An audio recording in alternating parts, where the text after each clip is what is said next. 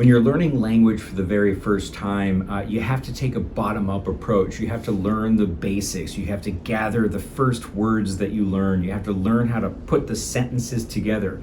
This is kind of a bottom-up approach. It's like sticking Legos together to build language in your brain.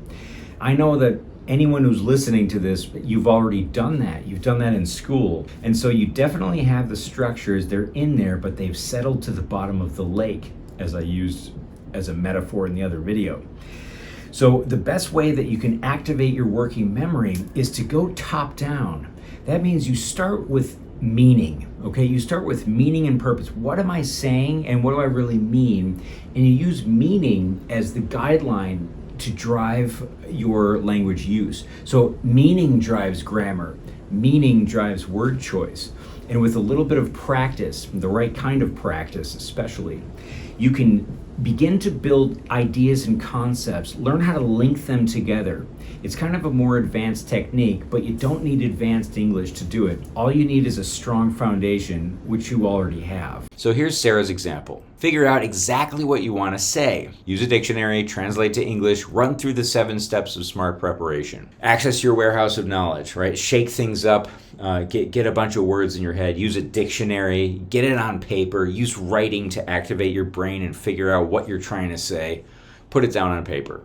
Conceptualize it top down. So that means draw some circles and put your ideas in there. Figure out what are the ideas that you're trying to convey. Map it out on paper or on a whiteboard. And then you're going to go bottom up, right? Because you also need to make sure the grammar is correct and that you're actually speaking understandable language. So then you're going to go from bottom up. Thanks for the introduction, John. Hi, I'm Sarah Wong, Head of Business Development and Operations at Company INC. In today's talk, I'm going to highlight the 2 central components involved in strategic management and talk a little bit about how each one plays a part in creating measurable results for your company.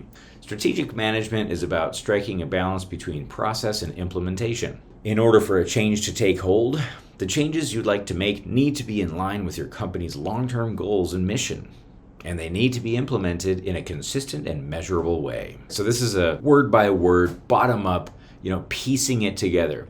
You can do this a million different ways. Use technology, use your own brain. You want to get a good result, but you also want it to make sense. One of the problems with using ChatGPT is that it gives you a bunch of just garbage language.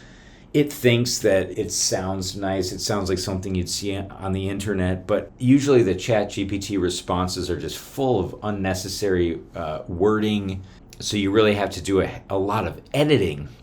You might be better off just using your own brain and your own language, keeping it simple. Remember Cicero, the ancient Greek, module 2, smart preparation, step 4, about activating your working memory. Cicero says, keep it brief. Don't say too much because you're going to overflow people with a bunch of useless information and they're not going to get any of it. All right, so just keep it nice and simple. Looking at this from a bottom-up perspective, it's 102 words total, but you don't want to get too focused on the words, as we'll see in a minute. Group ideas into meaningful chunks. Top down again. Draw pictures.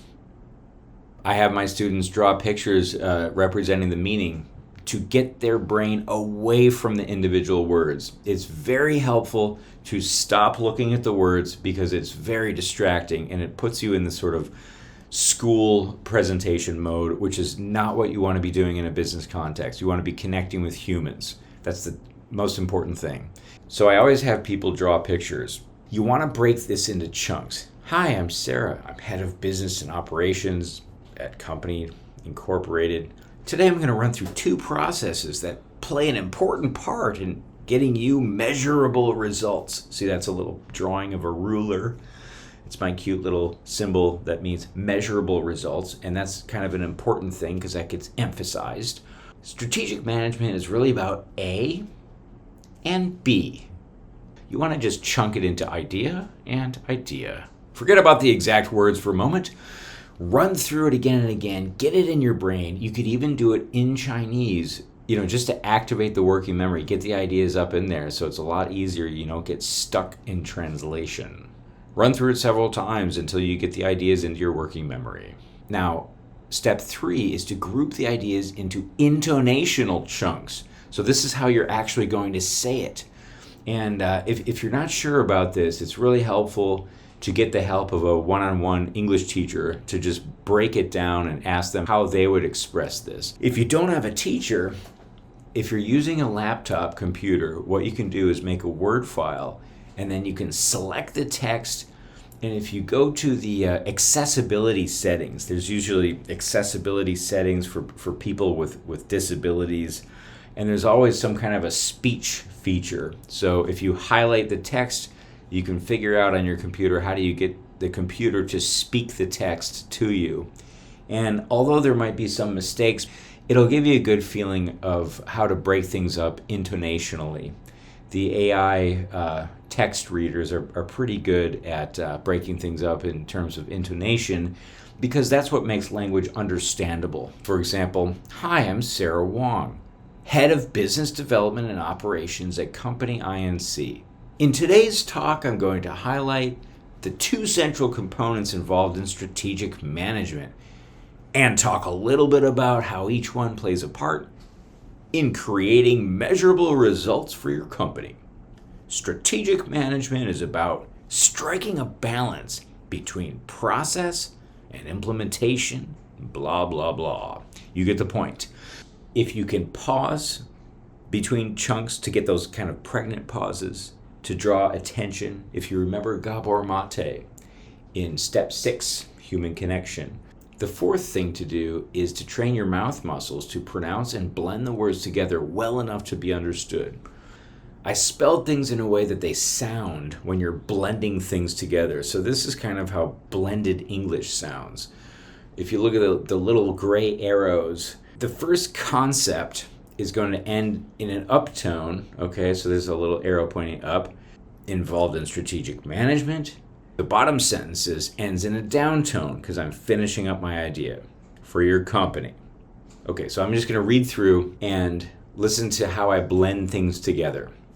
Notice that there's not a lot of space between words. They're all smashed up against each other. The end of one word is the beginning of the next word, and so on. In today's talk, I'm gonna highlight the two central components involved in strategic management and talk a little bit about how each one plays a part in creating measurable results for your company.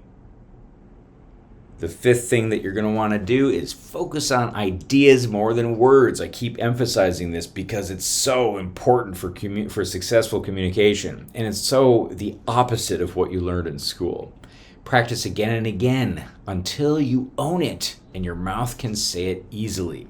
So, after looking at the text for a while, you go back to the drawings, back to the simplified idea bubbles. Hi, I'm Sarah, Head of Business and Operations. Today we're talking about a two-part process that plays a part in giving you measurable results. Strategic management is really just about A and B, blah, blah, blah.